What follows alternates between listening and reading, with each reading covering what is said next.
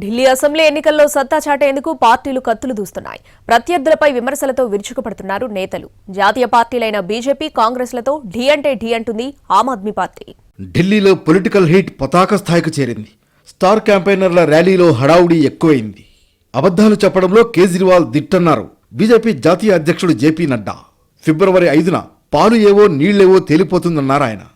ఢిల్లీ ఎన్నికల్లో బీజేపీ అభ్యర్థుల తరఫున ప్రచారం చేశారు. ఉత్తరప్రదేశ్ ముఖ్యమంత్రి యోగి ఆదిత్యనాథ్ ఢిల్లీలో అల్లర్లకు ఆప్ ఎమ్మెల్యేలు కుట్ర పన్నారని ఆరోపించారాయన.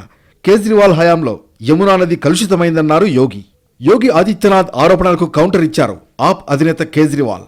యూపీలో శాంతి భద్రతల్ని పరిరక్షిస్తున్నామంటున్న యోగి ఢిల్లీలో పరిస్థితులపై ఆందోళన వ్యక్తం చేయడంలో తప్పులేదన్నారు. అయితే ఢిల్లీలో శాంతి భద్రతల అంశం కేంద్ర హోంమంత్రి అమిత్ షా చేతిలో ఉందన్నారు. కానీ ప్రభుత్వాలని కూల్చడం, ఎమ్మెల్యేలకు వలవేయడంలో అమిత్ షా బిజీగా ఉన్నారంటూ బీజేపీపై వ్యంగ్యాస్త్రాలు సంధించారు కేజ్రీవాల్.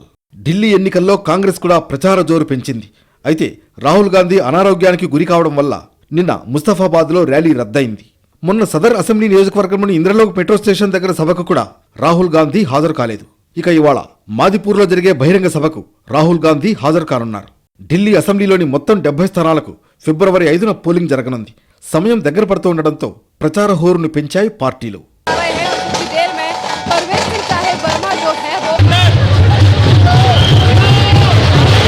ఢిల్లీలో త్రిముఖ పోరు జరుగుతోంది.